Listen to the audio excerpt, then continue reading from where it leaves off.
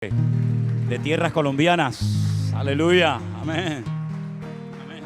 Amén. Gracias, Jesús. Amén. Bueno, ante todo, muchas gracias porque sé que han estado orando mucho por este viaje y hemos visto el respaldo de Dios. En este viaje ha sido un viaje muy bendecido. Yo no sé si hay una foto, así puedo ir hablando, o está el pastor Alberto en línea. Sí, vale. Bueno, esto fue en cuanto llegamos, casa de unos hermanos que nos recibieron, su nombre es Santos y su esposa Liliana, un testimonio tremendo, tremendo. De toda manera, creo que hay algunos testimonios que se han grabado y luego se van a pasar para que los escuchen. Y bueno, nos recibieron y estuvimos ahí la primera noche porque teníamos que hacer noche en Bogotá para después ir a Montería y de ahí ir a Tierra Alta. Ahí llegamos ya, al día siguiente en Montería, donde nos fue a buscar en el aeropuerto el pastor Osman junto con el hermano Carlos. Fueron a buscarnos ahí al aeropuerto. Un cambio de clima tremendo, de pasar de tener mucho frío en Bogotá a hacer mucho calor en Tierra Alta. Si seguimos, bueno, esto fue, a ver si me acuerdo, visitando a algunos hermanos porque fuimos a tantos hogares que fuimos a visitar, diferentes familias, y en cada familia, bueno, nos recibían de una manera tremenda, ¿verdad? Siempre era para beber, para comer. Yo le decía, ya, por favor, no puedo más. Ya no puedo, ya estoy demasiado lleno, ¿no? Pero era la forma. Aunque el pastor me vio, me dijo, está delgado. Yo lo veo más flaco, ¿verdad? No sé Y si yo no será sé, cosa pero mía. a lo mejor en Tierra Alta con el calor uno suda tanto y se va secando, debe ser, no lo sé. Pero comimos muchísimo. Bueno, estas eran las viviendas donde íbamos a visitar a nuestros hermanos en sus hogares y nos decían, siéntese, pónganse cómodos. Pero ¿quién no se va a poner cómodo? Una hamaca ahí para uno sentarse. Así que bueno, era una bendición, la verdad, nos recibían muy bien. Este fue el primer servicio que tuvimos el día jueves por la noche. Así que bueno, está la iglesia ahí en Tierra Alta, un tiempo muy bonito, la verdad. Ahí estaba compartiendo yo, sí. Bueno, gloria a Dios. Esta es en otra familia también que nos recibió en su hogar, un tiempo extraordinario. El niño que está ahí, que ven ustedes en la fotografía, se sorprendió porque tenía el mismo reloj que el mío, igualito. Me decía, tenemos el mismo reloj, lo que pasa es que el mío está más deteriorado, él cuida más el reloj. Así que bueno, este fue un día que salimos a la calle a evangelizar. Bueno, no saben la lucha que tuvimos. Se fue la luz en cuanto llegamos. Después no llegaba la corriente. Después el móvil no tenía Bluetooth. Bueno, fue una lucha, una hora. Pero gracias a Dios pudimos hacerlo, una obra de teatro. Pastor Alberto estuvo compartiendo la palabra ahí al aire libre. Es un lugar donde pasan motos, pero bueno, impresionante, para arriba, para abajo, motorizado, de todo. Es un punto estratégico. Ahí estaban los hermanos. Sí, seguimos. La obra de teatro que hicimos en ese lugar. La verdad que ahí fue un tiempo muy bonito.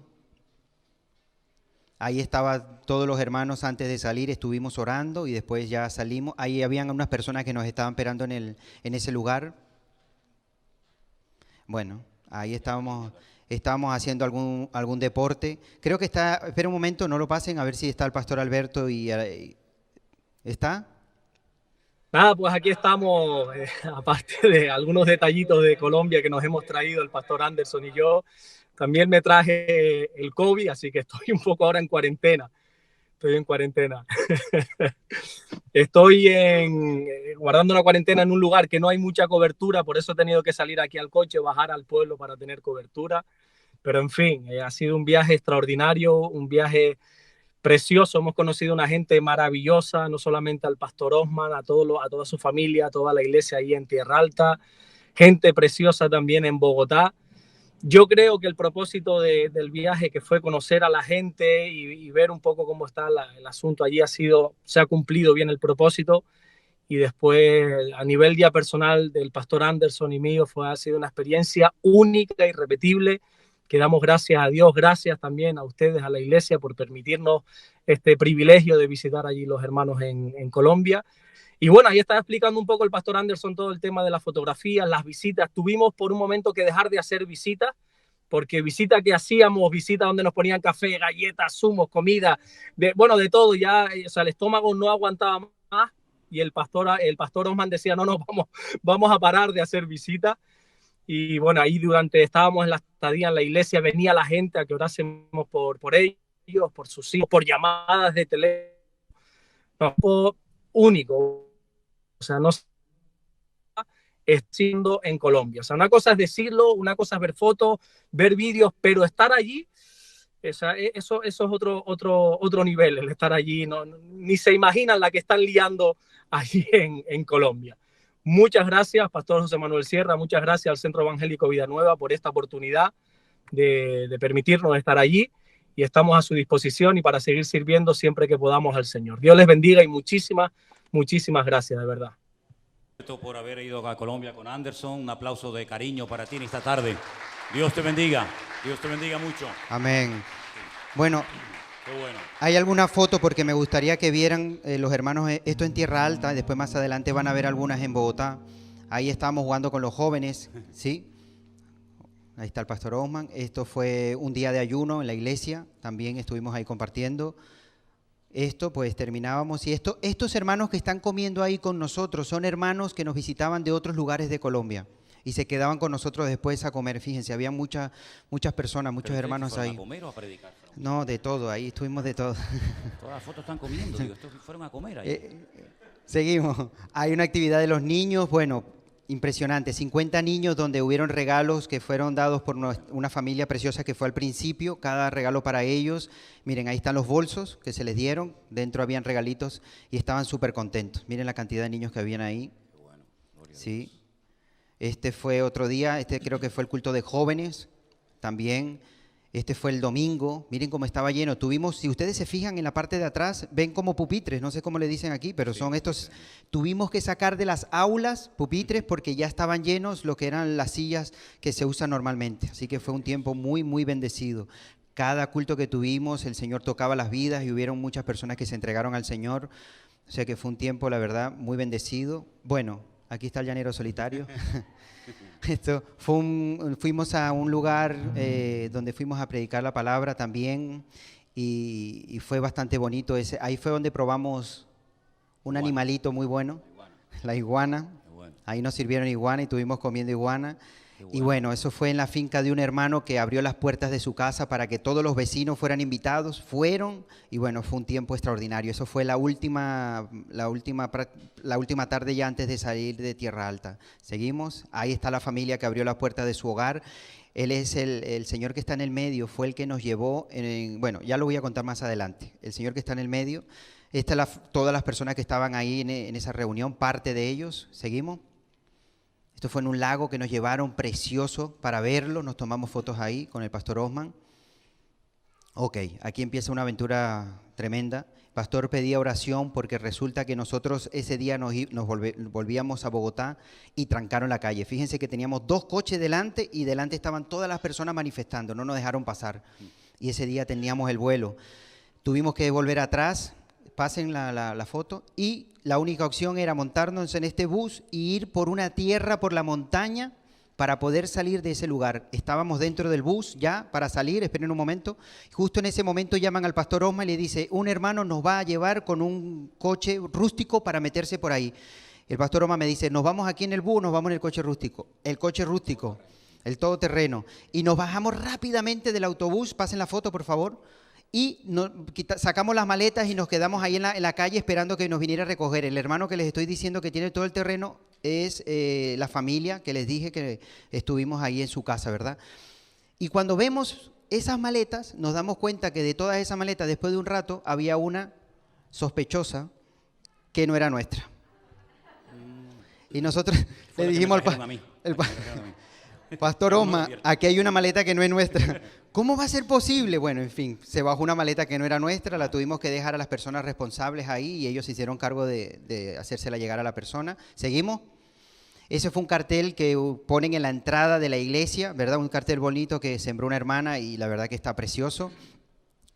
Esto fue ya en Bogotá, en las reuniones que estuvimos en el salón, 3 días diferentes, estuvimos en las reuniones y fueron hermanos diferentes a esas reuniones, también fue un tiempo muy precioso, ahí nuevamente.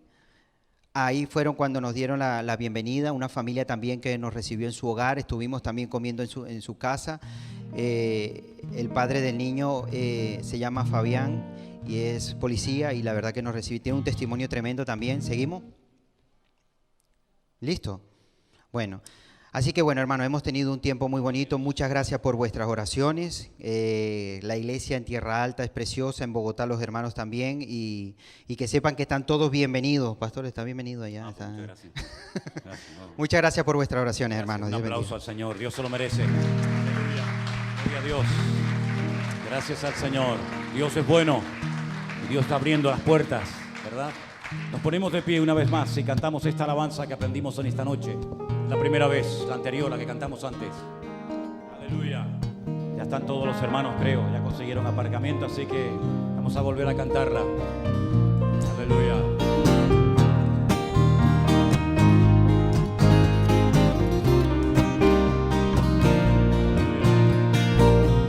Como el ciervo brama por las corrientes, así clama por ti el alma mía. Oh Dios, Mi alma tiene sed del Dios vivo. el Dios vivo, Cuando vendré y me presentaré delante de Dios, porque te abates, oh alma mía, porque te turbas dentro de mí. Espera en Dios y alábale. Mi alegría y mi gozo eres tú. confía en Dios y haz el bien,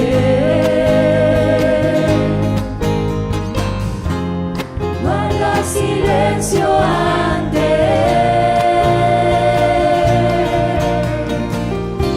Confía en Dios y haz el bien. Guarda silencio ante Él. Como el ciervo brama por las corrientes, así clama por ti el alma mía. Mi alma tiene sed del Dios vivo. Cuando vendré y me presentaré, porque te abates, oh alma mía, porque te turbas dentro de mí. Espera en Dios y alabaré. Mi alegría y mi gozo eres tú. confía en Dios y haz el bien, Sí, Señor. Amén. guarda silencio ante Él, Confía en Dios y haz el bien. Guarda silencio ante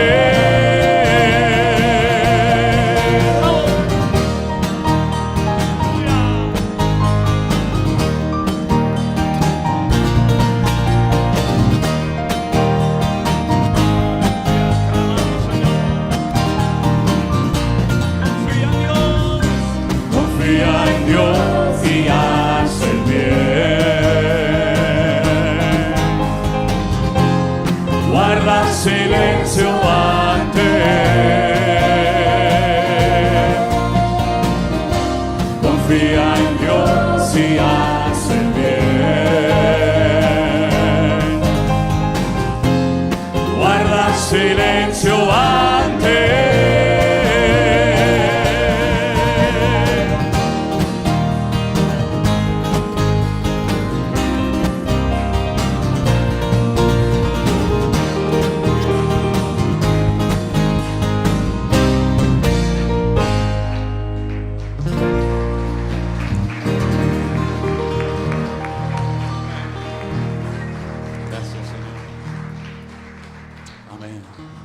manera de aprenderse versículos de la Biblia, incluso capítulos enteros, es poniéndole música.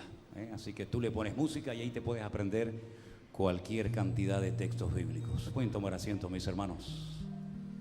Nos visitan esta tarde un hermano que algunos de ustedes han oído hablar mucho de él, porque él es el que nos está ayudando con toda la logística, con toda la organización del primer congreso de la Iglesia Virtual, que Dios mediante tendremos los días del 14 al 17 de abril en los Montes de Toledo. Y entonces cada vez que alguien se anota, preguntando el precio, los horarios, las direcciones, etcétera, pues tienen que contactar con Juan Ramón. Y no solamente eso, sino que ahora, la semana que viene, cuando viajemos a Israel con 2 grupos grandes, pues en el segundo grupo, todos los que van a ir, que son como 50 personas, él también ha estado organizando ese viaje, que es muchísimo, muchísimo trabajo. Y otros viajes que también, Dios mediante, tenemos previstos para el mes de octubre y para el mes de noviembre. Así es que en esta tarde yo le he pedido que comparta parte de su testimonio, porque es muy largo. Él es psicólogo, él ha sido restaurado, transformado por el poder de Dios. Él ha escrito un libro que ahora cuando suba, si me lo puede subir, que lo tengo ahí en el púlpito, un libro muy interesante acerca del poder del perdón. Cómo a pesar del sufrimiento, a pesar de las lágrimas y del dolor, cuando se perdona con el poder de Dios, con la gracia del Señor, el Señor siempre restaura y trae libertad. Así es que recibimos a Juan Ramón esta tarde con un fuerte aplauso. Dios te bendiga, bienvenido. Amén, amén. Gracias, Juan Ramón, por estar con nosotros en esta tarde. Dios te bendiga. Amén. Este es el libro, hermanos. Se titula Hijo, perdona a tu padre. Amén. Van a ver algunos ejemplares ahí en la entrada. Se hablan con nuestra hermana Margarita, los que después se lo quieran llevar. ¿Sí? Gracias. Bueno, muchísimas gracias, pastor. Estoy muy contento, muy gozoso de estar por primera vez en mi iglesia. Vivo en la ciudad de Zaragoza, formo parte de la iglesia virtual número 3. Os mandan saludos los hermanos de allí, que nos congregamos allí en la ciudad, mi esposa, mis 2 hijos. Y estoy muy contento porque, bueno, yo conozco al pastor y a Elena hace 22 años ya. Lo conocí en Barcelona, yo tenía pelo en aquella época. Han pasado muchos años, nos hemos ido viendo en bastantes ocasiones en Zaragoza, etcétera. Y bueno, y sigo los cultos y las reuniones de aquí de mi iglesia desde hace ya 15 años, creo que ya se retransmite por YouTube. Yo soy uno de aquellos que habían 10, 12 visualizaciones, 13, yo estaba allí hace 15 años. Y ahora cuando veo después de la pandemia miles, y muchos hermanos se sorprenden y digo, pero es que siempre han hecho lo mismo, siempre han predicado la palabra, siempre han sido fieles. Y éramos 12, 13 personas hace 15 años. Y yo me quedé solo en aquella casa durante muchos años intentando defender como niño a mi madre de los golpes, de los insultos y de las palizas. Cada día, diariamente, eran golpes, insultos y todo lo que os podáis imaginar. Él era borracho, jugaba a las máquinas, jugaba todo el dinero, cerraba los bares, pegaba a mucha gente, yo lo recogía de la calle borracho, lo llevaba a casa y su odio lo volcaba contra mí, contra mi madre. Intentó matarnos en varias ocasiones, yo me puse en medio. Esa fue mi vida, esa fue mi infancia. El entorno callaba, todo el mundo lo sabía, mis hermanos lo sabían, los vecinos lo sabían, el colegio lo sabía. Eran los años 80 en este país, han cambiado mucho las cosas, pero el mundo cayó. Y como todo mi entorno cayó, yo aprendí a callar el sufrimiento que yo estaba viviendo, pero yo no quería vivir, yo no podía vivir. Era obligado a trabajar desde los 7 años de edad por mi padre, a trabajar en bares de noches, a ver cosas que un niño no debe ver, a intentar ser abusado por muchas personas, historias que uno no debe vivir siendo niño, porque un niño no entiende por qué un padre tiene que maltratar y destruir la vida de un ser indefenso. ¿Qué le pasa a un padre que se olvida cuando es mayor de lo que él necesitó siendo niño? Y ahora cuando es mayor está haciendo tanto daño a una familia. Yo intenté quitarme la vida a la edad de los 14 años, yo no lo soportaba más, ya no podía vivir más ese silencio. Lo intenté en el colegio, pero lo descubrieron. Hoy sé que fue gracias a Dios, porque cuando el colegio lo descubrió, cuando el colegio supo lo que yo vivía, el colegio cayó. Hoy he aprendido a perdonar también a aquellos profesores. He aprendido a perdonar de que ellos no sabían qué hacer y no había las leyes que hay hoy. Gracias a Dios me escribieron una carta que me dio ánimo para seguir adelante. Seguí adelante. Yo no era creyente, pero a la edad de los 21 años entregué mi vida a Cristo. Yo había decidido ya quitarme la vida, pero esta vez lo iba a hacer bien. Esta vez me la iba a quitar. Pero Dios acudió a mi rescate. Visité por primera vez una iglesia evangélica en mi ciudad. Y cuando entré en esa iglesia evangélica por primera vez, fui quebrantado en el tiempo de la alabanza, cuando vi aquellas canciones, cuando hablaban de Jesús, alguien en quien yo nunca creí. Me caí al suelo, me puse de rodillas y clamé: Señor, si existes te necesito, porque no puedo más. Y yo sentí en mi corazón: sí, existo. Y esas palabras las tengo grabadas en mi mente y las he guardado cada día en mi corazón. Y desde aquel día, ya han pasado 26 años, yo sirvo al Señor y creo en Él. Fue difícil el principio, fue muy complicado decir en la universidad, yo estaba en tercero de psicología, que yo me había convertido al cristianismo. Mi padre se opuso, fue muy complicado, pero la mayor lucha que yo sufrí en aquel momento fue directamente contra Dios, porque yo estaba totalmente destruido, porque si alguien pudiera ver mi alma estaba llena de cicatrices y yo lloraba cada día, porque había vivido una vida de sufrimiento continuo y yo no sabía lo que era el amor. Y cuando empecé a leer la palabra, solo veía amor y solo veía perdón. Y yo no lo entendía. Y yo le decía: Señor, ¿pero alguien en este mundo me puede amar? ¿Por qué mi padre no me amó? ¿Por qué mi madre no me supo amar? ¿Por qué mis hermanos no me amaron? ¿Por qué el mundo cayó? Todos callaban y solo oía al Señor: pero yo te amo. Amén. Pero Señor, ¿pero por qué me maltrataron? ¿Por qué me insultaron? A mí también me maltrataron. ¿Pero por qué me humillaron? Y él decía: ¿a mí también me humillaron? Pero Señor, yo no siento el amor, yo no siento amor. Y dice: yo te voy a enseñar lo que es el amor. Fueron años de trato de Dios. Y un día el Señor me dijo: debes perdonar a tu padre.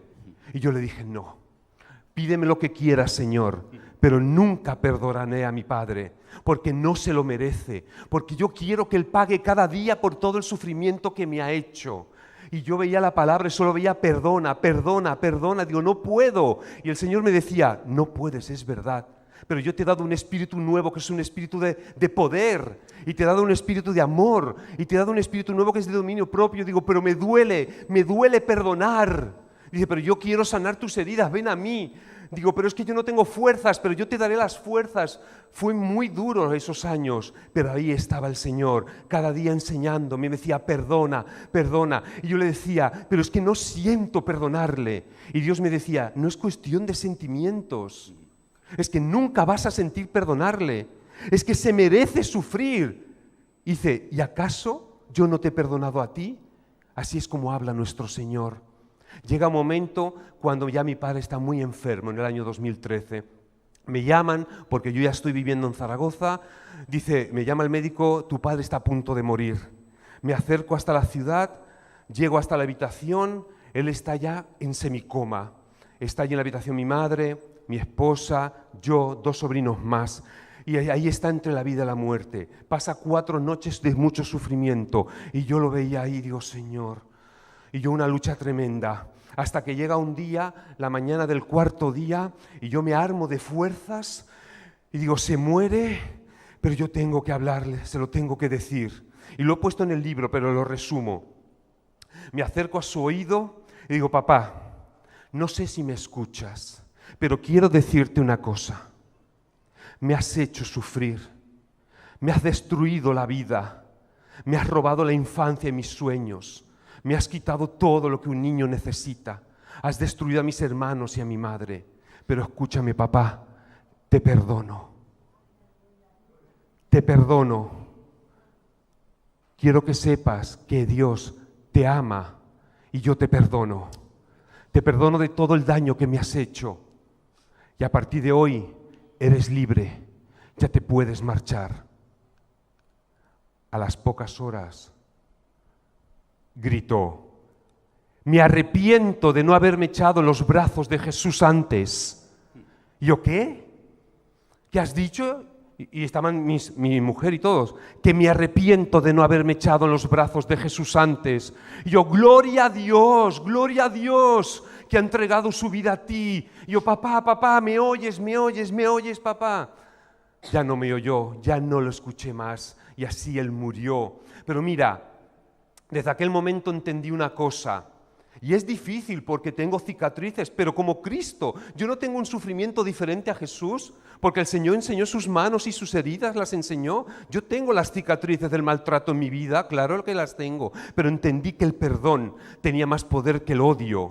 Entendí que el amor es la fuerza que es capaz de soportarlo todo en este mundo y que no debemos hacernos daño, y que para poder seguir viviendo debemos perdonar. El Señor nos dice, y acabo en 2 minutos, que aquel que pone su mano en el arado y mira hacia atrás no es apto para el reino de Dios. Y eso a mí me tocaba el corazón. Digo, Señor, pero ¿y mi caso? ¿Mi caso es especial? ¿Yo puedo ser apto para el reino de Dios? Fíjate cuánto he sufrido. No eres apto para mi reino, Juan Ramón, si miras atrás, porque o me miras a mí o miras atrás. Y si miras atrás, no me miras a mí. Entonces, si has decidido poner tu mano en el arado y has decidido mirarme a mí, olvida tu pasado, nueva criatura eres. Entonces, hermano, para terminar, puedes perdonarlo todo, debes perdonarlo todo, no mires atrás. Si has decidido poner tu mano en el arado, mira hacia adelante, mira hacia Cristo, es el que te va a sanar, Él te va a restaurar. Y en un último mensaje, último minuto, me dirijo solamente a los varones. Quiero aprovechar esta oportunidad porque sé que tiene mucha trascendencia. Sé que Dios le dice a la mujer cómo debe comportarse en el matrimonio, pero te voy a hablar de hombre a hombre. Varón, no maltrates a tu mujer. Ama a tu mujer. Respeta a tu esposa.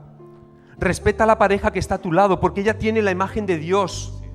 Cuídala. ¿Cómo la debo amar? Como Cristo cuidó a su iglesia, la cuida. ¿Acaso Cristo maltrata a su iglesia? ¿No tienes derecho, varón, a maltratar a tu mujer? ¿Acaso Cristo humilla a su iglesia? ¿No tenemos derecho los hombres a humillar a nuestras mujeres? Y maltratar no solamente es pegar, maltratar es insultar, es comparar, es llamar es gorda, no vales para nada, eres una inútil, eso es maltrato. Y yo lo voy a perseguir todos los días de mi vida. Y por último, esos niños que van a su papá insultar a su mamá.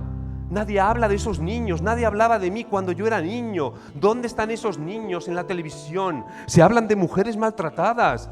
Y gloria a Dios que ha avanzado este país. Pero ¿y los niños? Yo fui aquel niño, pero ahora soy mayor, ahora soy psicólogo, yo soy un terapeuta familiar, pero para la gloria de Dios lo hago. No quiero que ningún niño vuelva a pasar lo que yo pasé, o al menos, aprovechando este altavoz, decir: hombre, cuida a tu hijo te necesita. Un niño necesita amor, necesita abrazos, necesita caricias. No maltrates a tu esposa, no maltrates a tu hijo. No hagas con ellos lo que quizá hicieron contigo. Y no es una excusa, es que a mí me maltrataron. Ya, es que a mí me maltrataron también, pero yo tengo una esposa, llevo 20 años casado con ella, tengo 2 hijos. ¿Por qué mi esposa y mis hijos han de pagar lo que yo sufrí? No se lo merecen. Conmigo se rompió la maldición, pero ojo, la gloria es para Cristo. Él lo logró, Él lo consiguió y la gloria a nuestro Dios.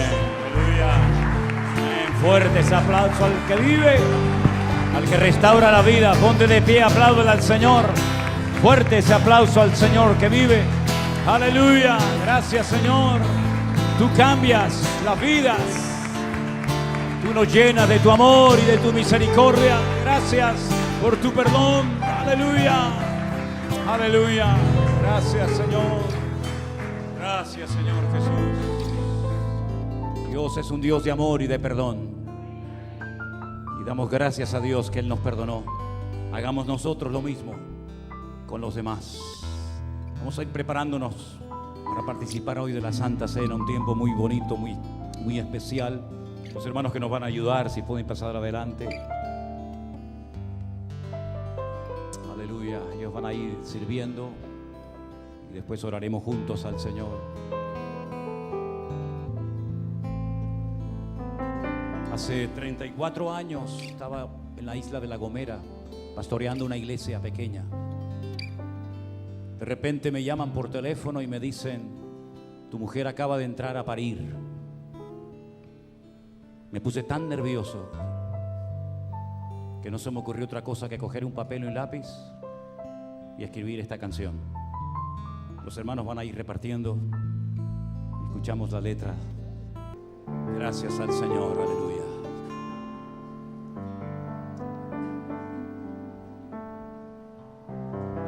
La Biblia nos dice que tenemos que participar asiduamente de la mesa del Señor, que no tiene nada que ver con la Pascua, ¿eh? Esto no tiene nada que ver con la Pascua judía, absolutamente nada, ¿eh? Esto es otra cosa completamente diferente. Es verdad que la primera vez que se partió el pan y el vino y Jesús dijo las palabras que yo a continuación voy a decir, es verdad que se celebró en una noche llamada la noche de Pesaj, o la noche de Pascua. Pero los cristianos no celebramos la Pascua porque nosotros no formamos parte del pueblo de Israel. Nosotros no nos hemos hecho judíos cuando nos convertimos a Cristo. Nos hemos incorporado al cuerpo de Cristo. Israel sigue celebrando la Pascua porque para ellos es un estatuto perpetuo, es una fiesta nacional, ¿verdad? Todos los pueblos tienen fiestas. Israel tiene fiestas con un fundamento y un trasfondo bíblico, y una de ellas es la fiesta de Pascua, que se va a celebrar ahora, el próximo mes de marzo, entre marzo y abril, ¿verdad? La primera fiesta del calendario religioso del año. Y esa noche el Señor Jesucristo sabía que iba a ser entregado. Era la última vez que celebraría la fiesta de la Pascua con sus discípulos. Por eso Él dice en uno de los evangelios: cuánto he deseado comer con vosotros esta Pascua antes de que padezca. Para los judíos la fiesta de la Pascua les recordaba la liberación de la esclavitud de Egipto. Muchos años estuvieron sus antepasados como esclavos sirviendo al faraón. Por eso mojaban hojas de lechuga en agua salada para recordar las lágrimas de sus antepasados y aquel hisopo que utilizaron para pintar las puertas de las casas de sangre, la sangre del cordero. Y por eso comían caroset, que es un postre cuadrado, parece un ladrillo con mucha canela por encima, para recordar que hicieron ladrillos para Faraón durante siglos, ¿verdad? Y por eso comían y comen hierbas muy amargas, sabor terrible, para recordar la amargura de la esclavitud. Pero el Señor no quiere que en esta noche celebremos este acto con amargura, porque Él ha cambiado nuestra amargura en dulzura, porque el Santo Espíritu de Dios ha endulzado nuestra vida. Hemos escuchado esta noche cómo un niño que sufrió puede hoy subirse a una plataforma y decir: soy libre porque Cristo me ha hecho libre, ¿verdad? Y el Señor Jesucristo dice que la noche que fue entregado tomó pan. Es verdad que no era un pan como este que tenemos en nuestras manos, pero era un pan que se llama matzá. Es como una galleta. No sabe a nada, no tiene sal, no tiene nada. Es como un cuadrado, una galleta sin sabor alguno. Y todos los judíos, todos los años, durante siglos y siglos y siglos y siglos, siempre dicen: este es el pan de aflicción que comieron nuestros antepasados en Egipto. Y lo parten y le dan de comer a los niños, a todos. Pero Jesús esa noche no dijo eso. ¿Se equivocó? ¿Se olvidó de la fórmula ancestral de los judíos? No. Esa noche era una noche especial, porque era la noche del nuevo pacto. Se había profetizado que Dios haría en el futuro un nuevo pacto, pero no se sabía cuándo, ni dónde, ni a través de quién. Y Jesús dijo: hoy es una noche especial, porque es la noche del nuevo pacto, ¿verdad? Habían estado bajo el viejo pacto. Ahora hay un nuevo pacto. Ese antiguo pacto, la característica era que la ley, la palabra de Dios, se les dio en piedra. Ahora el Señor dice: ahora escribiré mis corazones en vuestros corazones de carne, y nunca más lo olvidaré de vosotros. Por eso esa noche era especial, hermanos, porque Él iba a morir, 150 profecías estaban a punto de cumplirse en su persona.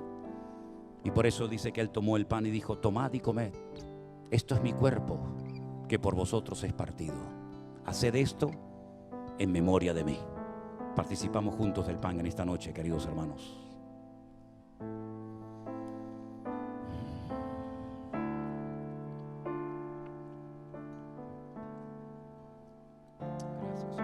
Gracias, Señor.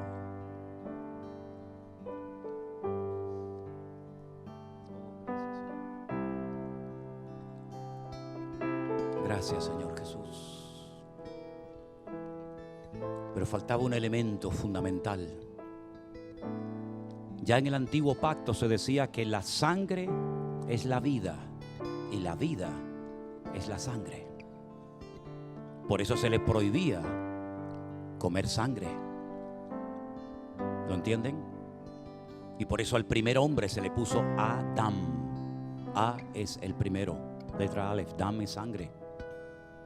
Un ser de sangre, un ser con vida, con el soplo del aliento divino de Dios. Y cuando viene el segundo Adán, que no vino un espíritu ni un ángel, sino vino en carne y hueso, el Verbo se hizo carne y habitó entre nosotros y vimos su gloria, gloria como del unigénito del Padre.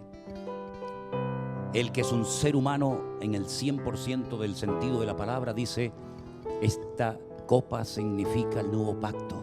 Tomad y comed, y todas las veces que bebieres de esta copa y comieres de este pan, la muerte del Señor anunciáis hasta que Él venga. Juntos participamos de la copa también, en el nombre del Señor. Oh, gracias, Señor Jesús. Cierra tus ojos ahí donde estás. ¿Sabes lo que significa formar parte de este nuevo pacto? Cientos, miles de personas murieron anhelando formar parte de este nuevo pacto y no lo vieron. Pero tú y yo en esta noche formamos parte de este nuevo y último pacto que Dios hizo con la raza humana. No por nuestros méritos, sino por la sangre preciosa de Jesucristo. Bendito sea tu nombre, Señor. Dale gracias. Dele gracias al Señor.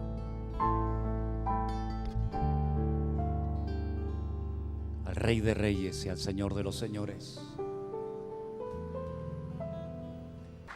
Pueden tomar asiento, mis hermanos, en esta noche. Damos gracias al Señor por todo lo que hasta este momento hemos recibido, por lo que hemos oído. Ahora los niños, si quieren pasar a sus clases, nosotros nos vamos a quedar aquí para compartir la palabra del Señor. Y queridos hermanos, hoy hemos hablado, o hemos escuchado más bien, de un tema de fundamental importancia en la Biblia, como es nada más y nada menos que el tema del perdón. El perdón no es algo opcional, no es una propuesta, una sugerencia que el Señor lanza a los cristianos, a sus hijos, para decir, bueno, a ver cómo lo ven, cómo se sienten, dialoguen, hablen entre ustedes, a ver si al final deciden perdonarse o no. No es así como el perdón se presenta en la Biblia a los cristianos. Es un tema muy importante. Fíjense que hay 33 versículos directamente en la Biblia que hablan acerca de la importancia del perdón de Dios al hombre y también, como no, de los hombres con los hombres. Incluso en el famoso Padre Nuestro, ¿verdad? Dice, perdona nuestras deudas como nosotros también perdonamos a nuestros deudores. Y también dijo el Señor, y si vosotros no perdonáis a los hombres sus ofensas, tampoco vuestro Padre Celestial os perdonará a vosotros vuestras ofensas. Es algo recíproco, ¿verdad? Es algo que no se puede cuestionar. No puedes decir, bueno, es que yo no quiero perdonar. Yo quiero ser cristiano, quiero leer la Biblia, quiero aprender, quiero orar de vez en cuando, leer la Biblia, aprender algunas cositas. Pero eso del perdón no va conmigo, sí, va en contra de mi forma de ser, en contra de mi naturaleza. Pues que no es así.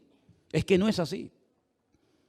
Esto no es algo que decimos, bueno, los más maduros, los que llevan ya más tiempo, ¿verdad? En los caminos del Señor, que se supone que ya tienen que tener una fe mucho más arraigada, más raíces en el Señor, bueno, a ustedes no les va a costar tanto perdonar, pero a los que empiezan, a los que recién están comenzando, claro, pedirles, exigirles que perdonen a los hombres sus ofensas, pues como que va a ser muy complicado. O al revés, a los que llevan ya mucho tiempo, bueno, ya han demostrado su amor, su fidelidad al Señor, no hace falta que sigan perdonando, ya está. Y a los nuevos sí. Es que es un mandamiento absolutamente para todos, independientemente de si llevas poco o mucho tiempo en el Señor.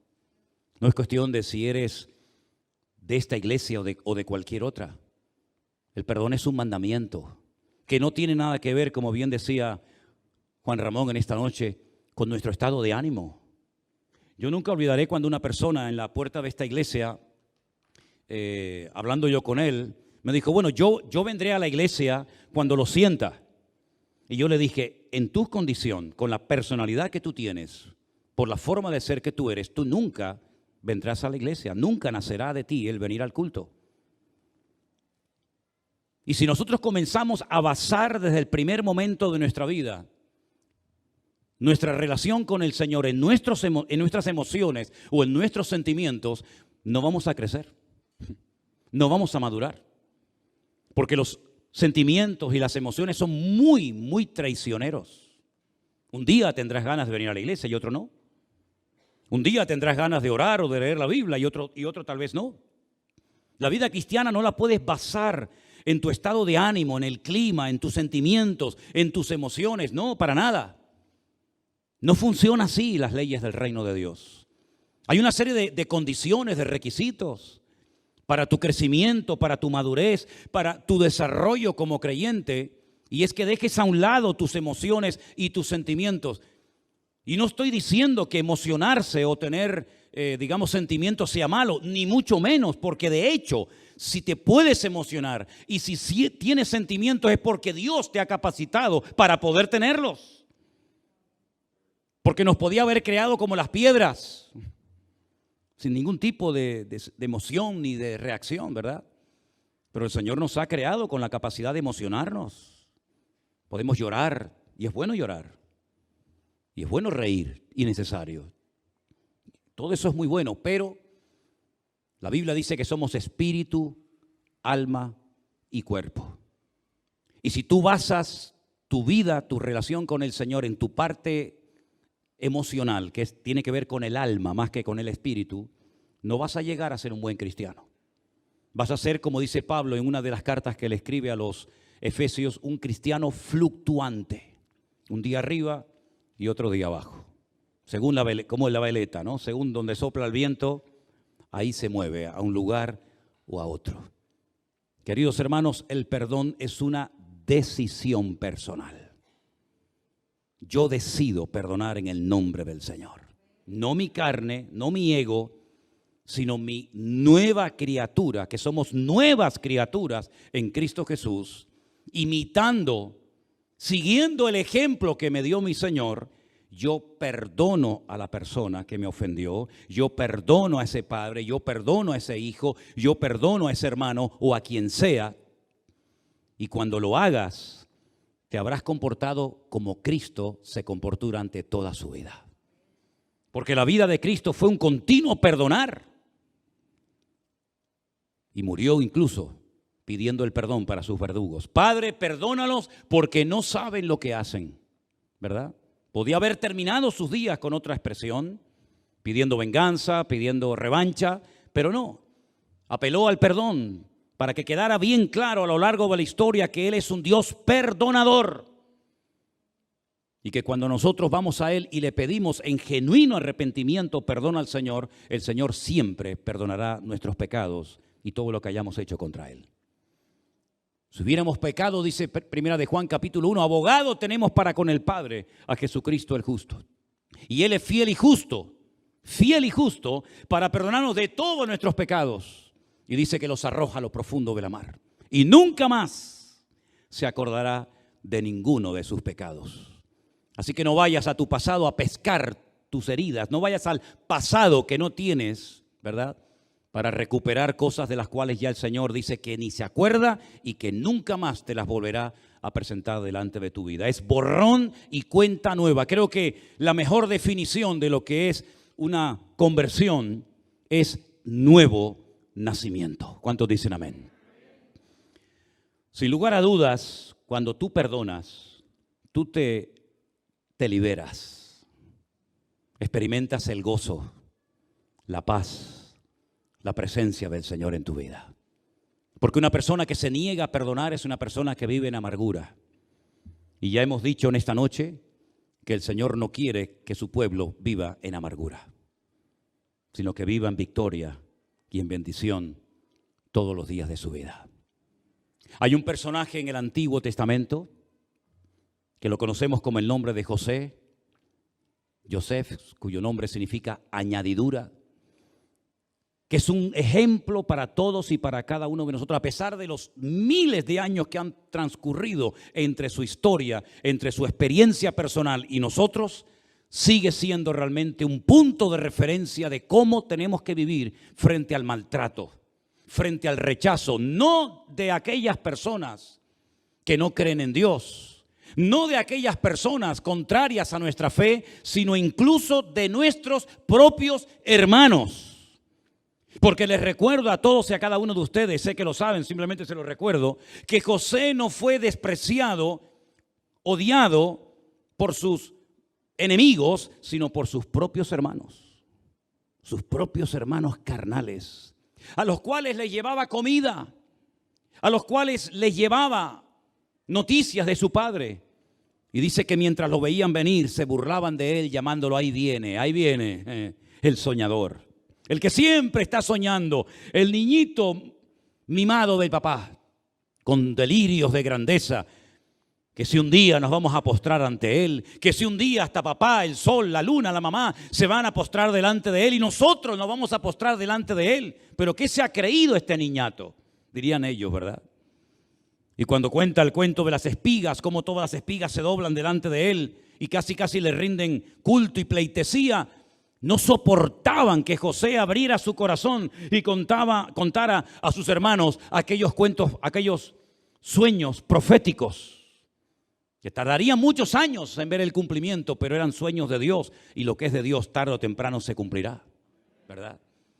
Así que decidieron matarlo. Esa es la realidad de la vida de José. Sus hermanos, los que tenían que defenderlo, los que tenían que cuidarlo, se unieron para matarlo. Pero la misericordia de Dios prevaleció por encima del odio y del rechazo de sus hermanos. El Señor los protegió de una forma sobrenatural, porque uno de sus hermanos dijo: no, alto, no, esto es muy fuerte, no vamos a matar a nuestro propio hermano, vamos a fingir que una mala bestia lo ha matado, después todo aquello de la túnica con sangre y todo aquello, ¿verdad? Vamos a venderlo. Y dice que lo vendieron. Lo vendieron a una caravana de madianitas que venían cruzando el desierto, y después esa caravana los volvió a vender a otra, y así llegó a Egipto sin aquella hermosa túnica de colores que su padre le había hecho para diferenciarlo, ¿verdad?, del resto de sus hermanos. Llegó a Egipto, a un lugar que no conocía, gente despiadada, malvada, idólatra.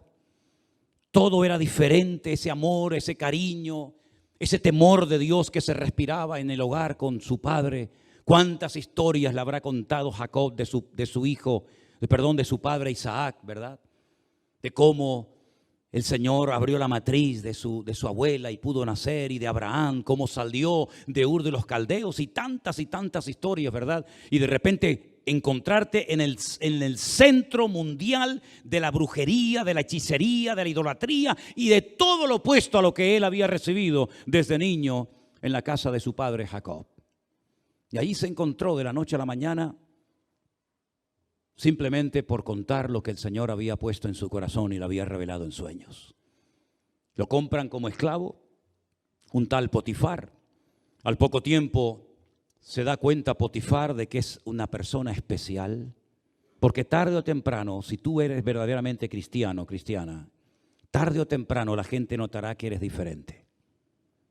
Tu forma de comportarte, tu forma de hablar, tu forma de reaccionar, tarde o temprano te vas a descubrir si verdaderamente eres cristiano.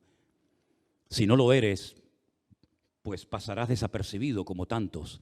Pero si eres cristiano, tú desprenderás algo espiritual que los inconversos captarán y dirán, este tiene algo diferente a nosotros. Y José lo tenía, porque la Biblia repite una y otra vez, de una forma reiterada, pero el Señor estaba con José. No tenía la túnica de colores, no estaba con sus hermanos, no estaba con su padre, no estaba en su entorno, pero el Señor estaba con José. Y cuando el Señor está con alguien, se nota que el Señor está con esa persona, ¿sí o no? Se nota, tarde o temprano la bendición le sale por todos los poros de la piel.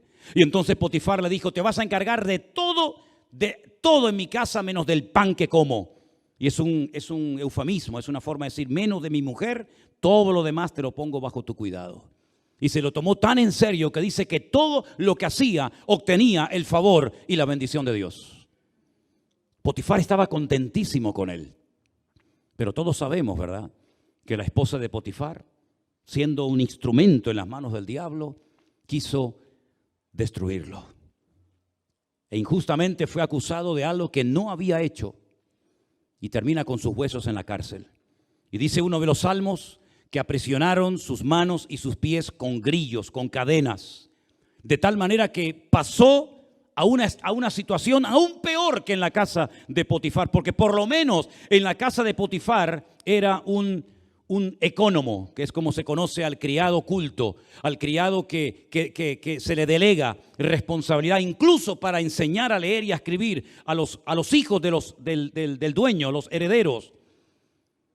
Y también era una persona que el Señor le iba a utilizar de una manera tremenda, como un ayo, y de repente se encuentra en la cárcel. Imagínense el ambiente, las palabras, terrible. Y seguramente allí lloró amargamente durante esas largas noches José en la prisión. Pero nuevamente dice la Escritura, pero el Señor estaba con José. Los que no tienen fe y las personas que no conocen a Dios, no les entra en la cabeza que en todas y en cada una de esas circunstancias negativas y tristes, la Biblia diga que Dios estaba con José. Pero es que ¿acaso habrá algún momento en nuestra vida, en nuestro andar por la vida, habrá algún momento en el que podamos decir, en ese momento Dios no va a estar o no estuvo conmigo? Si dice que desde el vientre de nuestra madre ya Él clavó su mirada en nosotros. Aun cuando no pensábamos ni nos acordábamos de Él, Él siempre se acordó y guardó tu vida hasta el punto que hasta aquí hemos llegado y hoy hemos participado del pan y del vino por la misericordia y por la gracia del Señor. Nos ha guardado de peligros, de accidentes, de tropiezos, de tantas cosas que puede ser que conozcamos y de tantas otras cosas que ignoremos. Pero el Señor siempre estuvo con José y siempre estará con nosotros todos los días hasta el fin del mundo, dice la Biblia. Esa es la promesa del Señor, ¿verdad? Y pasaron los años y parece que aquello iba a ir de mal en peor. Pero llegó el momento cuando un pagano, soberbio, arrogante faraón, tiene unos sueños. Y esos sueños nadie se los puede interpretar. Ni todos los que vivían alrededor de él eran capaces de decirle lo que soñaste significa esto, esto y aquello. El Señor le da 14 años de anuncios proféticos, de cosas que van a ocurrir en su país y que tiene que prepararse, pero él no sabe realmente lo que significa aquello de aquellas vacas gordas, aquellas vacas flacas, etcétera, etcétera. Pero alguien en la cárcel se acuerda, ¿verdad?, que él había interpretado el sueño cuando estaban el copero y el panadero, y el Señor le dice, José le dice a uno de ellos, acuérdate de mí. Las mismas palabras del ladrón en la cruz. Acuérdate de mí. Con la diferencia de que el Señor le dijo, hoy estarás conmigo en el paraíso. Y aquel se olvidó de José durante años, hasta que se recuerda que un joven hebreo le interpretó una noche en la cárcel los sueños y se cumplieron literalmente al pie de la letra. Entonces lo mandan a llamar y ya no es aquel jovencito de 17 años vendido como esclavo, ya es un hombre de 30 años. Exactamente la misma edad a la que el Señor Jesucristo empezó su ministerio. 30 años de edad, un hombre se presenta delante del faraón y él le interpreta correctamente aquellos sueños y le aconseja y le dice, tienes que buscarte un hombre que te ayude a organizar tu país, Porque tú tendrás mucha autoridad y todo lo que tú quieras, pero tú no tienes cabeza para organizar todo esto. Entonces te queda demasiado grande. Tienes que buscarte un hombre idóneo que te ayude a organizar el tiempo de abundancia y el tiempo de escasez, porque tanto lo uno como lo otro vendrá. Y el faraón le dice, ese hombre eres tú. Tengo a ese hombre delante de mí. Y pasa de la cárcel mugrienta y olvidada a ser el hombre más importante de Egipto después del faraón. El Señor exalta a aquel que se humilla delante de su presencia y humilla a todo aquel que se exalta delante de él. Y pasan los años y Egipto efectivamente entra en un periodo de una abundancia tremenda. Todo el mundo está contento, hay trabajo, hay comida, hay de todo en Egipto. Pero las cosas comenzaron a cambiar. Y llegaron los años de escasez y llegaron los 7 años de miseria, de pobreza, donde no había cosechas, no había agua, no había nada. Y entonces tienen que bajar sus hermanos a Egipto en busca de comida. Y qué curioso que José los reconoció.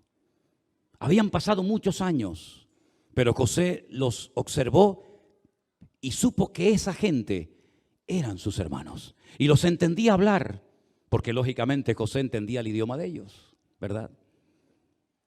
Y es increíble, todos conocemos la historia, es una de las historias más apasionantes de la Biblia.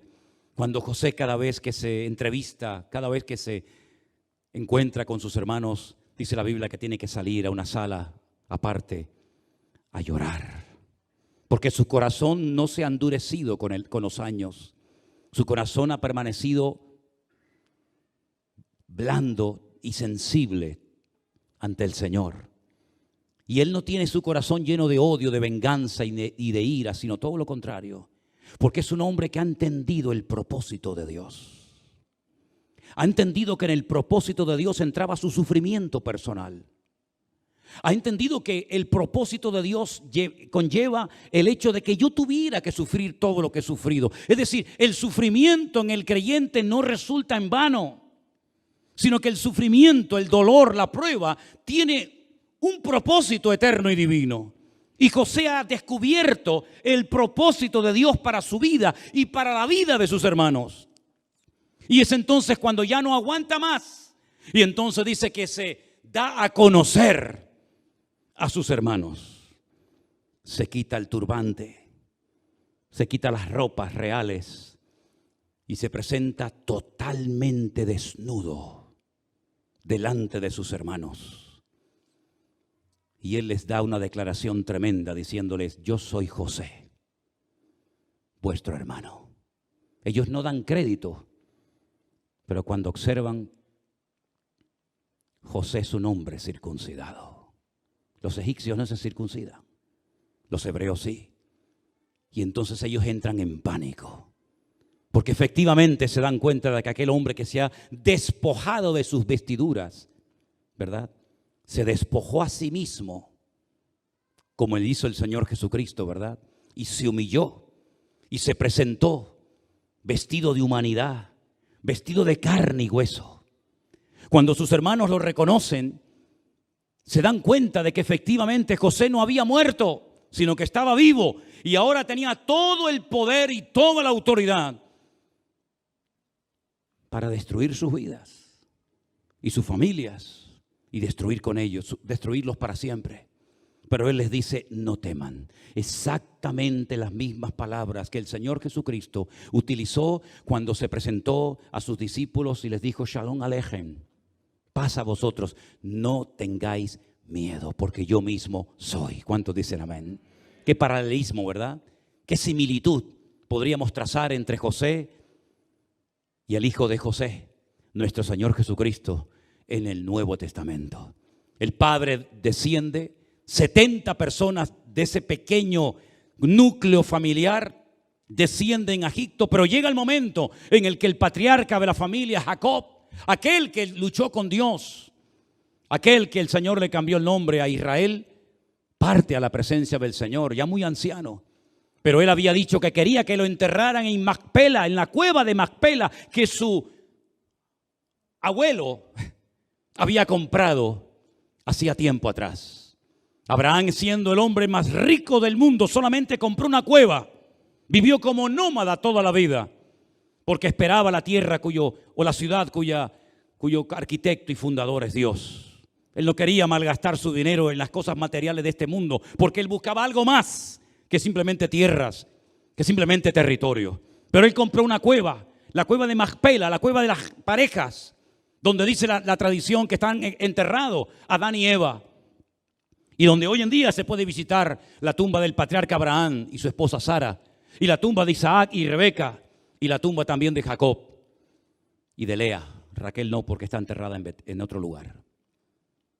Y allí lo llevan al viejo, y allí lo entierran en la cueva de las parejas, en la cueva en Hebrón.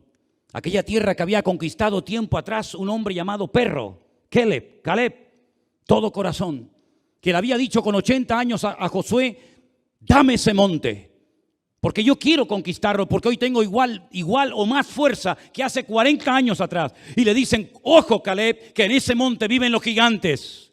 Y es verdad, vivían unos hombres de una altura inmensa, los hijos de Anac, una altura tremenda, pero él sabía que allí también estaban enterrados los gigantes de la fe. Y ese territorio se le asignó a Caleb y a su descendencia para siempre. Y cuando vuelven del entierro, cuando vuelven de haber enterrado al viejo Jacob, el patriarca, por el camino, lean la Biblia, se paran, se detienen junto a un pozo. Y José se queda mirando adentro del pozo, y sus hermanos a sus espaldas comienzan a hablar en voz baja entre ellos y dicen: este es el pozo. Este es el pozo donde lo metimos hace años. Aquí estuvo. Y está mirando adentro. Sin palabras te estoy dando un mensaje. Y José se les da la vuelta y los abraza y les dice: no tengáis miedo. No os voy a hacer daño. Porque no fuisteis vosotros los que me mandasteis a Egipto. Fue Dios el que os usó a vosotros, usó vuestro odio, usó vuestros celos, usó vuestra envidia para formarme a mí como hombre de Dios. Y no tengáis miedo de que voy a tomar venganza, porque ya papá no está con nosotros. Venid y vamos a abrazarnos. Y otra vez les transmite confianza. Y eso es lo que tú tienes que transmitir a la gente que te ha herido, a la gente que te ha humillado, a la gente que te ha pisoteado. Transmitirle la confianza, el amor y la bendición de Dios que mora en ti, porque Cristo está en tu corazón. ¿Cuántos dicen amén? Y entonces vemos un ejemplo de perdón extraordinario en la vida de José. Y cuando vamos al Nuevo Testamento, ¿cómo era la vida de Jesús? Solamente milagros, señales, prodigios y maravillas. Sí, es verdad. Grandes enseñanzas, mensajes extraordinarios. Miren, capítulo 5, 6, 7 de Mateo, el Sermón del Monte. Algo increíble. Pero realmente, una de las cosas que nos sorprende muchísimo de Cristo es que Él no tenía problemas para perdonar. Le dijo una vez a una mujer que iban a apedrear. Dice la Biblia, por haberla sorprendido en el mismo acto de adulterio. ¿Y dónde estaba el hombre? Porque si la sorprendieron en el mismo acto de adulterio, si la sorprendieron con las manos en la masa, ¿dónde estaba el que estaba con ella? No aparecía, solamente ella. Y ahí vienen los religiosos. Siempre habrán religiosos en todas las épocas de la historia. Los hubo en la época de Jesús, los hay hoy en día y los seguirán habiendo, lamentablemente. Religiosos que solamente saben señalar con el dedo los defectos de los demás, pero nunca se miran a sí mismos. Saben cómo tienen que vivir los pastores y cómo no tienen que ser los pastores. Saben cómo tienen que ser los hijos de los pastores. Saben cómo tienen que ser los hijos de los demás, pero nunca se miran a sí mismos. Siempre condenando a los demás para justificarse a sí mismos, ¿verdad? Todos están equivocados menos yo, ¿verdad? Como le dijo hace años a un hombre que me dio un estudio bíblico enorme de cómo teníamos que vivir los pastores, y le dije: qué interesante, oye, qué bien instruido estás, ¿eh? Qué lástima, querido, que no sepas cómo tienes que vivir tú. Y agachó la cabeza y se fue y nunca más lo volví a ver. Señor Jesucristo le dijo: bueno, ya que vosotros domináis tanto la ley, que parece que estáis obsesionados con la letra, el que esté libre de vosotros de pecado, porque para poder matar a esta tenéis que estar libre vosotros, si no ya me contarás. Pues que empiece a tirarle piedras. Y dice la Biblia que todos uno detrás de otro comenzaron a marcharse, uno detrás de otro. Todos se sentían acusados, ¿verdad? Qué tremendo. Y el Señor se le queda mirando a ella y le dijo, ¿dónde están tus acusadores? No ha quedado ni uno. Él dijo una palabra muy interesante, el que esté libre de pecado, que lance la primera piedra contra ella. Solamente había un hombre en todo el mundo, en todo Israel, que era capaz de coger una piedra y lanzársela contra ella, porque era el único ser humano que estuvo libre de pecado desde su nacimiento hasta su muerte y resurrección, y era el Señor Jesucristo. Él nunca cometió ningún tipo de pecado, ni de acción ni de omisión, pero no cogió ninguna piedra, sino que la levantó y le dijo, vete y no peques más. Yo no te condeno, pero no peques más. Y la mujer se fue. Y me imagino que esa mujer estaría toda su vida agradecida porque el Señor le salvó la vida física y espiritual en un acto de misericordia y de perdón sin precedentes, ¿verdad? Una noche dice el Señor que alguien en la mesa, comiendo con él, la última Pascua, la última cena, uno de los que están sentados a la mesa, él da una revelación. Y dice, uno de los que están sentados a la mesa conmigo me va a entregar.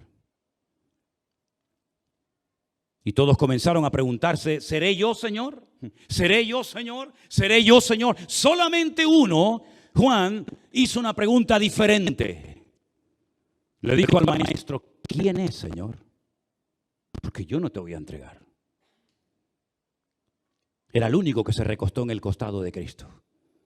Al vivir cerca del corazón de Dios, tenemos la fuerza para no negar al Señor ni con nuestras acciones ni con nuestras palabras. Y entonces Pedro comenzó a decir aquello de, aunque estos te abandonen, yo nunca te abandonaré. Primer escalón en la escalera descendente hacia el pecado, menospreciar a tus hermanos, menospreciar a los demás. Yo te acompañaré y te defenderé. Y luego en el jardín de Getsemaní saca una espada y le corta la oreja a una persona. Y el Señor le dice, mete tu espada en la vaina porque el que a espada mata, a espada muere. Segundo error, segundo peldaño en descenso. Tratar de defender el reino de Dios con armas carnales. Tercer error, dice que seguía al Señor de lejos. Cuando sigues al Señor de lejos, no tienes la fuerza para confesar y para declarar que tú eres un discípulo del Señor. Cuarto error, cuarto escalón en descenso, se calienta al fuego con los romanos. Y finalmente termina negando al Señor. No le conozco, no sé quién es ese hombre. Y ahí cantó el gallo. Pasaron 72 horas y Pedro se desconectó del grupo de los discípulos, entró en una amargura tremenda porque solamente el Señor volvió la mirada y le miró y dice que salió llorando amargamente. Su mirada lo quebrantó. 72 horas más tarde, cuando ya el Señor Jesucristo vence a la muerte y al infierno y a Satanás, le dice a una de las mujeres más fieles que la había seguido desde el principio, decidle a mis discípulos y a Pedro que vayan a Galilea, que tengo algo que hacer allí con ellos. Fijaros el matiz, a mis discípulos, y a Pedro. Aquel que dijo días atrás, yo no sé quién es, díganle también que suba. Aunque él no quiera saber nada de mí, yo sí quiero saber algo con él. Aunque tú pases de Dios, querido amigo y hermano, el Señor nunca te olvidará. Jamás, jamás. Él permitió que nacieras, Él permitió que oyeras este mensaje en esta tarde. Y aunque tú te vayas al mundo a revolcar, aunque tú te vuelvas otra vez a tu pasado, el Señor nunca se olvidará de ti, porque aunque tu propio padre y tu madre te abandonen, yo nunca jamás te abandonaré, dice el Señor, el eterno Dios. Y cuando llegan allí al mar de Galilea, donde estaremos dentro de unos días, si Dios quiere, allí mismo se le presenta al Señor y lo restaura totalmente, haciéndole confesar 3 veces que lo amas, que te amo. Tú lo sabes todo, Señor, tú sabes que te amo. Y lo vuelve otra vez a poner en primera línea y le dice, apacienta mis ovejas, apacienta mis corderos. ¿Quién habría hecho eso? ¿Quién podría fiarse de la evangelización del mundo? De alcanzar a millones de personas para Cristo, de un hombre que me ha negado públicamente cuando más tenía que estar a mi lado. Nadie hubiera escogido otra vez a Pedro. Nadie hubiera escogido a este hombre que en el momento más importante le falló y le abandonó después de todo lo que había dicho. Solamente el Señor es capaz de recoger los pedazos y volverlos a poner en su sitio y decir: las cosas viejas pasaron y aquí todo es hecho nuevo. Borrón y cuenta nueva. Bendito sea Dios. Y vemos que lo perdonó y lo restauró. Y así fue la vida del Señor Jesucristo. Y así es el Dios de la Biblia. Es un Dios que continuamente perdona. Y no voy a leer, por supuesto, los 33 versículos que hablan en la Biblia del perdón, pero déjenme que les lea algunos. Proverbios 17:9 dice: el que perdona el pecado busca afecto, pero el que lo divulga aleja al amigo. Lucas 6:37 dice: no juzgues para que no seas juzgado, y no condenes para que no seas condenado. Perdona para que seas perdonado. Así que tengan cuidado: si tu hermano peca contra ti, repréndele, y si se arrepiente, perdónalo, dice la Biblia. Lucas 17:3. Efesios 4:32. Sean bondadosos, sean misericordiosos, perdónense unos a otros como también Cristo os perdonó a vosotros. Primera de Juan 1:9. Si confesamos nuestros pecados, Él es fiel y justo para perdonar nuestros pecados y limpiarnos de toda maldad. Salmo 32:1. Dichoso aquel cuyo pecado es perdonado y cuya maldad queda absuelta. Y así podríamos ir por toda la Biblia viendo versículo tras versículo de la importancia de vivir una vida de perdón a los demás. Y también un factor muy importante es aprender a perdonarte a ti mismo. Porque sabemos que Dios siempre perdona. Él no tiene problemas para perdonar. Tal vez tú has pedido perdón a alguien, pero no te has terminado de perdonar a ti misma. Y te estás todo el santo día recordando aquel pecado que hiciste, aquella cosa mala que hiciste, y te estás torturando sin necesidad. Y en vez de vivir en la libertad gloriosa de los hijos de Dios, en la realidad de una vida nueva, estás viviendo atormentado sin necesidad. Pudiendo vivir como un ciudadano libre en el reino de Dios, vives como un esclavo atormentándote por pecados que ni siquiera tú cometiste. Como por ejemplo esta falsa teología que ha hecho tanto daño a la iglesia y a tantos miles de hermanos, que los ha esclavizado, haciéndoles creer que por los pecados que cometieron sus antepasados, ahora le está sucediendo lo que les está sucediendo. Y por eso tu matrimonio ha fracasado, y por eso tus hijos se fueron al mundo, y por eso te enfermaste, y por eso no te dan ese puesto de trabajo. ¿Por qué? Porque tu bisabuelo o tu tatarabuelo o sabe Dios quién en el pasado hizo algo terrible. Y como la Biblia dice que Dios visita la maldad sobre los padres hasta la tercera y cuarta generación, pues ahí te lo metieron y has creído una mentira. Y así como la verdad liberta, la mentira esclaviza. ¿Y sabes por qué la mentira esclaviza? Porque las personas que citan ese texto lo mutilan, lo cortan y no terminan de decir el resto del texto bíblico. Y no hay nada peor que manipular la escritura. Hay de aquel que quite o que añade. Ya lo dice Apocalipsis bien claramente lo que le va a hacer el Señor a la gente que le quite algo a la palabra o que le añada algo a la palabra. Y estas personas que te dicen que tienes que pedir perdón porque las maldiciones del pasado y vuelta con las maldiciones del pasado, citan mal el texto diciéndote que Dios visita la maldad de los padres sobre los hijos hasta la tercera y cuarta generación de los que me aborrecen.